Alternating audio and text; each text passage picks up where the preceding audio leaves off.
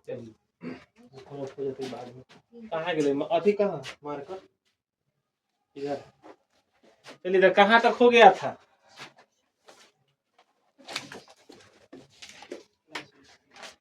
इसमें जो है उदाहरण एक करा दिया गया है ना, उदाहरण एक से रिलेटेड चौथा क्वेश्चन था, ये भी करा दिया गया। अब चलिए प्रश्नावली 1.1 का पहला क्वेश्चन समझेंगे।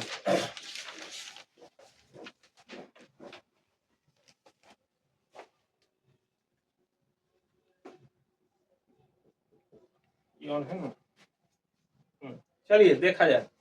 कह रहा है कि क्वेश्चन पढ़िए एक बार, सब लोग क्वेश्चन पढ़िए ध्यान से। ये पर क्यों किताब है ऊपर एगो दे दे तभी पर आके दे।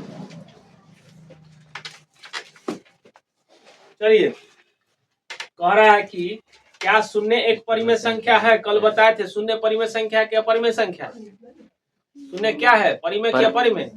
परिमेय ना भाई, परिमेय परिमेय का है कि शून्य को हम p/q के रूप में लिख सकते हैं, तो इसीलिए शून्य क्या हो जाएगा, परिमेय संख्या। तो वही बस पूछ रहा है कि शून्य परिमेय संख्या क्या परिमेय। तो हम बताए थे कल जो है वो हल्का सा इंट्रोड्यूस करा देते हैं, हल्का फल्का। सबसे पहले क्या पढ़े थे? प्राकृत संख्या, गिनती की संख्या को प्राकृत संख्या, प्राकृत निकाल के रखिए सब लोग अपना अपना जो पढ़ाए थे सर। गिनती की संख्या को क्या कहते हैं? प्राकृत संख्या। प्राकृत संख्या कहाँ से स्टार्ट होता है? 1 से लेकर इनफाइनाइट, 1 2 3 4 5 6। उसमें अगर 0 शामिल कर देंगे तो क्या हो जाएगा? पूर्ण संख्या। 0 शामिल कर देंगे तो पूर्ण संख्या। उसमें माइनस वाला शामिल कर देंगे तो पूर्णांक। अब परिमेय संख्या किससे कहते हैं? p/q के रूप में होगा, q नॉट इक्वल टू 0 और p और q क्या होगा? पूर्णांक। अब यहाँ समझना है कि पूछ रहा है कि 0 कैसी संख्या है, तो ध्यान से समझिएगा। परिमेय संख्या के लिए हम 3 गो शर्त बोले। पहला क्या बोले हैं कि p/q के रूप में हो, दूसरा क्या बोले q नॉट इक्वल टू 0 और तीसरा p और q क्या हो? पूर्णांक। अगर तीनों चीज को सेटिस्फाई करता है, तीनों चीज के संतुष्ट करता है तो कथी हो जाता है? परिमेय संख्या। p और q पूर्णांक, p और q पूर्णांक हो। ध्यान से समझे के पहला चीज p/q के रूप में है कि ना? क्या कि और दूसरा चीज q नॉट इक्वल टू 0, नीचे 0 नहीं होना चाहिए, तो नीचे 0 है ना है। तीसरा चीज p और q क्या हो? पूर्णांक हो। तो p और q पूर्णांक है कि नहीं? क्या कि 0 भी पूर्णांक है और 1 भी पूर्णांक है, इसलिए 0 क्या होगा? परिमेय संख्या होगा।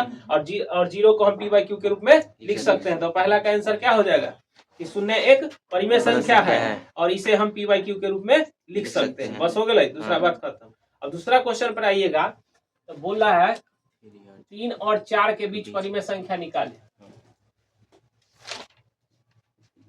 3 और 4 के बीच परिमेय संख्या ज्ञात करें। क्या गो परिमेय संख्या निकालना है?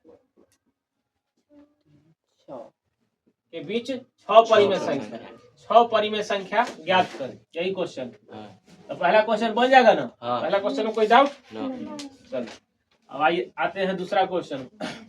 3 और 4 के बीच परिमेय संख्या निकालना है। तो सबसे पहले जानेंगे कि कोई भी लगातार दो संख्या के बीच अनंत परिमेय संख्या होता है। ये 10वां बोर्ड में पूछ चुका है क्वेश्चन कि कोई भी दो लगातार संख्या के बीच में कितनी परिमेय संख्या होती है? तो कितना हो? अनंत। तो 3 और 4 के बीच में कितना है? अनंत परिमेय संख्या। लेकिन हमको निकालना क्या गो है? 6। अब निकालना क्या गो है? 6। तो सबसे पहले इजी वाला प्रोसेस बता देते हैं, उसके बाद जो किताब का प्रोसेस वो भी बताया जाएगा। तो जितना निकालना रहेगा, क्या वो निकालना है? 6 गो। तो उसमें 1 जोड़ देंगे तो क्या हो जाएगा? 7। तो रखिए यहाँ पे 3, यहाँ पर 3/1 लिख सकते हैं। ताकि परिमेय संख्या लिखना है तो p/q के रूप में पहले लाना हो। 4 को हम 4/1 लिख सकते हैं, कोई दिक्कत? अब 6 को निकालना है तो 6 में 1 जोड़ेंगे तो क्या हो जाएगा? 7। तो 7 से ऊपर नीचे गुना कर दीजिए, कितना हो जाएगा? 21/7। और इसमें भी 7 से ऊपर नीचे गुना कर दीजिए, कितना हो जाएगा? 28/7। 20 में के लिख दीजिए। क्या वो लिखना है? 6 गो। तो लिखेंगे 3 और 4 के बीच 6 परिमेय संख्या, 6 परिमेय संख्या, 6 परिमेय संख्या।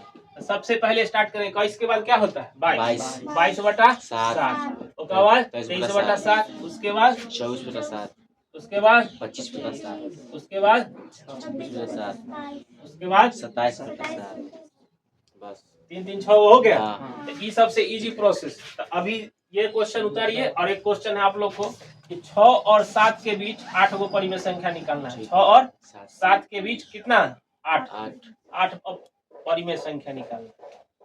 ये अभी का टास्क रहा, ये उतारिए। पीयूष कुमार पॉज करिए उसको।